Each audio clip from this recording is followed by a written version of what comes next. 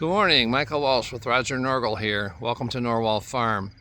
If you haven't already, please subscribe to our channel. We're at 977 subscribers, close to 1,000, so we really want to hit that 1,000 mark. So if you would, please hit the subscribe button. Also, ring the notification bell to be notified of any new videos, and hit the like button. That helps our channel. Please leave us a comment and share this video with a friend.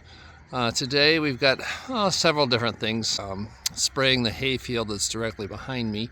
We're turning that into pasture, so they have to spray it today to kill the alfalfa. And then in about a little over a week, we're going to use no-till drill and plant the new pasture seed. We're in the midst of breeding season with the rams, and we're still monitoring the goats that are across the road. So thanks again for joining us at Norwal Farm, and let's get started. All the ewes are over there. There's a ram walking towards us. That's Lambert, the Ile-de-France. He's not with the breeding group. And we've got Lamborghini. He fully recovered from his injury. He's doing fine. So Cracker, the Dorset ram, is out there with the ewes, along with the two guardian dogs. Then Joel and Heidi are here with the rams, and they're on a little bit of grass. There's enough here for the four of them. But we're also feeding them some dry hay. The rams are just on maintenance. They don't need any extra nutrition right now, nor does Joel. We're not going to use Joel this year. We're going to hang on to him as we need replacement does. We'll breed him to the older does. He's got some daughters in the breeding herd now, so can't use him for those. But he's a good buck. We'll hang on to him. And Heidi's 15 this year. She was 13 when we got her. But she's still doing good, doing her job. So, like I said, the rams are in good condition.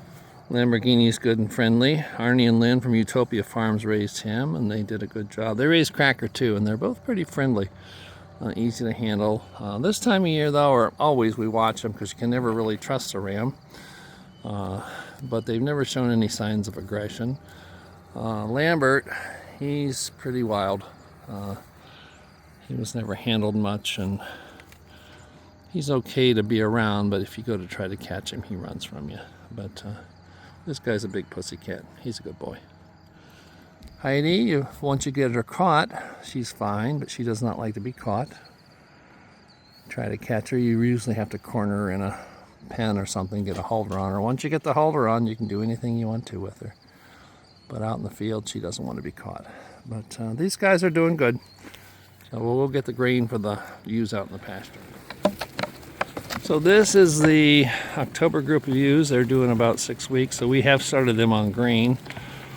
And then also the January group are being bred now. They've been on grain for a while, flushing. So they're all getting about a half a pound per head per day. Put it on the plywood so they're not eating it off the ground. I just moved it over next to the fence because otherwise they knock you over when you walk out there. But they're in good condition. About the 10th, about another week or so, we'll have some pasture ready down by the millers. We're going to divide these. The ewes will be vaccinated for Clostridium perfringens, C&D, and tetanus toxoid. The October ewes will be. It'll be about a month before they're due to lamb. At that time, the 3 that was scanned for singles and the ewes that are being bred will go down there. They'll continue on a half a pound of grain per head per day. And then the twins and triplet ewes, they'll be separated, and we're going to bump them up to a pound of grain per head per day. Because the ewes carrying multiples, they need extra nutrition to support the growth of the lambs. The lambs do 2/3 of their growing about the last 6 to 8 weeks of pregnancy. So they just need a higher plane of nutrition. Rattle seems to be working well. You can see the ones, they've got red all over them from rubbing on the ram, but the ones like this one, that one, this one, have it over their haunches, have been bred. And as they get marked, I mark them on my record. And so far we've had 8 out of the 14 have been serviced in the first 8 days. So we're about halfway through, and then at the end of that, around the 6th of September, we will switch to green because they have a 17-day cycle. And so any of them that don't conceive on the first mating will come in again, and that way you'll know that they didn't conceive and you can change their due date. This is Cracker right here. He's got the rattle on his chest. I usually refresh that every other day, but it's been working pretty well. So we're pleased with that. Charm and Callum are right out there. And Charm came in season about a week ago, and she and Callum mated. So we have puppies hopefully due about the 22nd of October. And we have 5 puppies supposedly reserved. We'll see about that. I usually believe that when I see it. But people have expressed an interest, and so we're not planning on keeping any puppies on this litter. So hopefully, it'd be nice if she had 6. That'd be a nice sized litter, 5 or 6, or even 4, because I think some of the people may back out. But we'll keep you posted on how she's doing. This is the hay field that we have cash rented in the past, and next year we're going to farm it on shares with the farmer that has cut our hay for us. And yeah, you can see Cracker right over there. That ewe was bred last night and or today, so I just put her in the records. But there's about 3 acres here in this area. And then I opened the gate at the far corner and they can have that side pasture. But looking down the fence line, you can see the difference. This hay was harvested a little over a week ago. See all the green, how it's growing here. And this is growing, but they're keeping it grazed off. So we're going to split these, like I said, in about a week. And then we'll give the ewes some fresh pasture. Yeah, that ewe's in heat right there. She's just standing there looking in. She wasn't marked yesterday. So that's 9 in about 9 days. It's been working about every other day. 1 came in heat, and then they skipped a day, and then there were 2, and they skipped a day, and then 1. So they're doing well. This puts us they start, if everybody conceives, they start on the 16th of January, and so that'll put us in the last 2 weeks of January, which is what we were wanting. He's a good ram. He's a quiet breeder. You don't see him breed much. He does a lot of night breeding, which that's common. We've had beautiful weather. It's been in the low 70s and then high 40s at night. Good breeding weather. The days are getting shorter and the temperatures are cool, so that encourages the cycle as well. The fattening lambs are doing well. These are the ones that had the really high parasite burden, and they had some pneumonia. They finished their antibiotic treatment, and they're actually doing pretty well. We've got one that's going in next Monday, and then this doe over here, she's one that we're going to sell. She's going to go in as well. The restaurant has a customer who wants some goat meat, so she's going to go in. These are 2 wethers. Once the doe's gone, then the wethers will come in with the fat lambs. We have 4 more wethers across the road, and they eventually will come in. The plan is just the wethers in the fattening pen, and then the restaurant wants about a goat a month, and they'll just slowly grow. They'll be in good condition, and we'll just leave them in with the fattening lambs. But these are doing really well. Pleased with how they're doing. The lamb with the green mark across his back, he's going to go in next week. He's weighing about 130 pounds. Lambs are eating the Bailey's pretty good too. Whenever I put it in there, it's very compacted, the slices from the baler, so I usually shake it out a bit. That feeder was full yesterday morning. I've started feeding them a little bit more because they're getting big enough that they're eating more. But I really like the condition of these lambs. They've come along. I don't hear nearly the amount of coughing I was hearing 2 weeks ago. We had them on the tetracycline granules in their feed for 2 weeks. And there's only a 1-day withdrawal on that, so they're out of the withdrawal period. The goal is to keep them pretty much on Bailey's all the time. And then we add the grain. They're getting about a pound and a half of grain a day. Now, I weigh them before I take them every time, so I know what's coming along and can keep an eye on them and know which ones to sort out and send on the next trip. Very pleased with how these are doing. Glad we kept these, but I'm glad we sold the lighter ones. We got a very good price for those, and like I said, we're running short on feed, so it was good to sell those to somebody else who can go ahead and feed them on it. Lou, our breeding goat, our new Billy, is doing well. As you can see, the lambs give him a wide berth. He hogs, he eats what he wants, and he leaves the rest of it for the lambs. So he's continuing to grow well. He's gained nearly 10 pounds since we got him. So we'll be using him in about a month. Today's the 2nd of September, and we're gonna turn him in with the does 1st of October, and that'll give us March lambs. So, walking over to check the goats at Tony's. Directly in front of me, you can see the bare ground. That was like that area there, and those saplings were just really dense.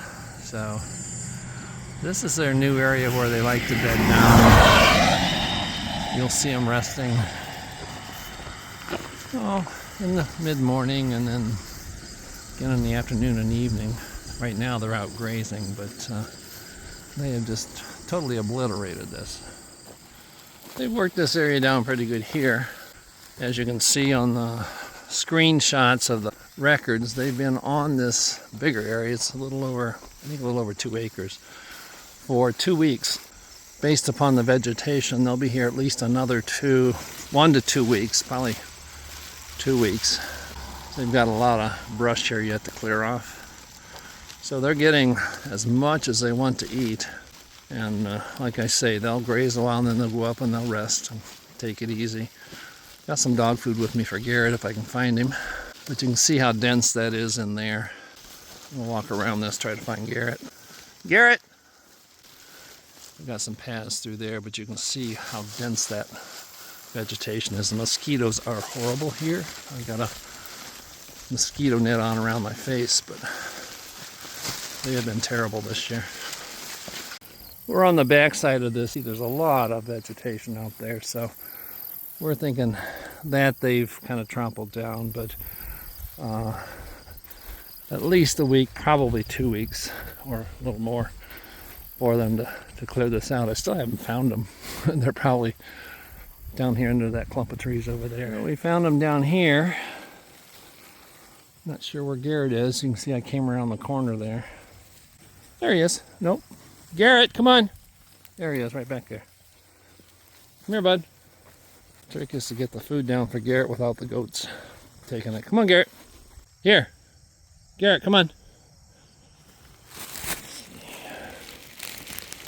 Disconnect this. Yeah, I can cross over. Garrett, good boy. Here, Garrett. Get back. Come on, Garrett. Good boy. Good boy. Come on. Come on, Garrett. Come on. Well, you're on your own. I'm not standing here. He's been fed 2 days in a row, and he didn't come right in, so the goats are eating it. So he doesn't always eat every day. So the goats got a little bonus. Good boy, Garrett. You're full, aren't you? So they'll continue to work on this. Like I say, I think there's at least 2 weeks grazing out there for them. The landscapers are here. They're going to start on the lawn on the front side of the house where they are right now.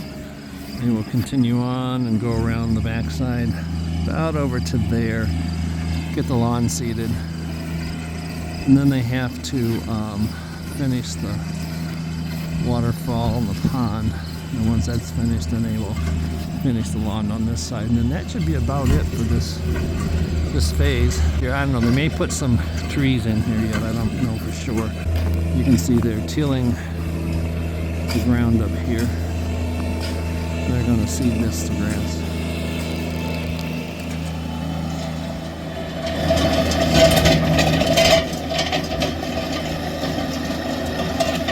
Working up the soil to get a good seed bed. It's really dry, but it's supposed to rain tomorrow. It'd be perfect if they can get this seeded today and get a nice rain on it.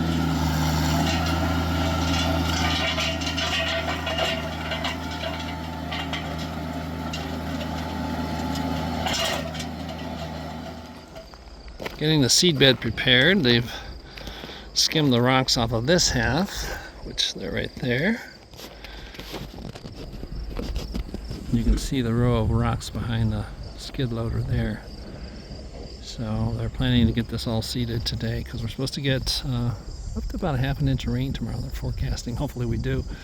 But they want to get all this seeded and covered so that the seed gets a good start.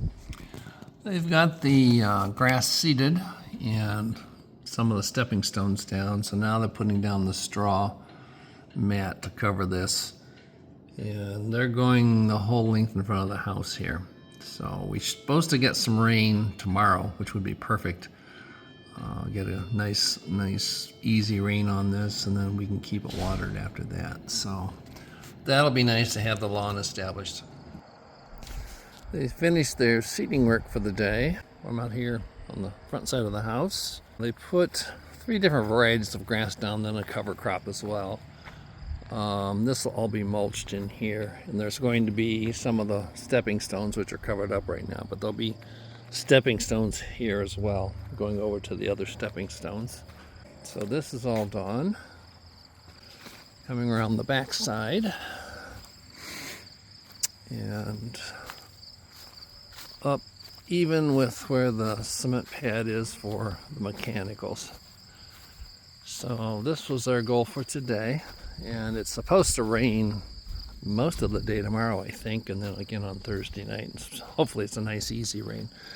So they got this all covered, so it'll be nice to get that grass growing. And then this is the back lawn, and they have to finish the water feature, the waterfall and the pool. That has to be finished, and then once they get that completed, then they will do the same thing on the back side, starting up there at the drive, coming all the way around with the grass around here. So we're getting there, and once all this is done, then the last thing to do is the patio, the big patio that will be out in front of the house. And that'll be done later this fall.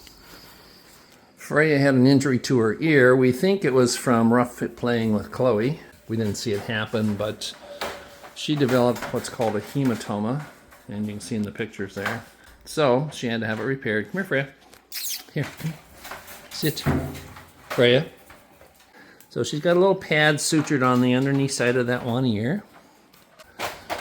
We had to lance the hematoma, a blood blister, because if you don't, the ear crinkles down there. You can see it right there.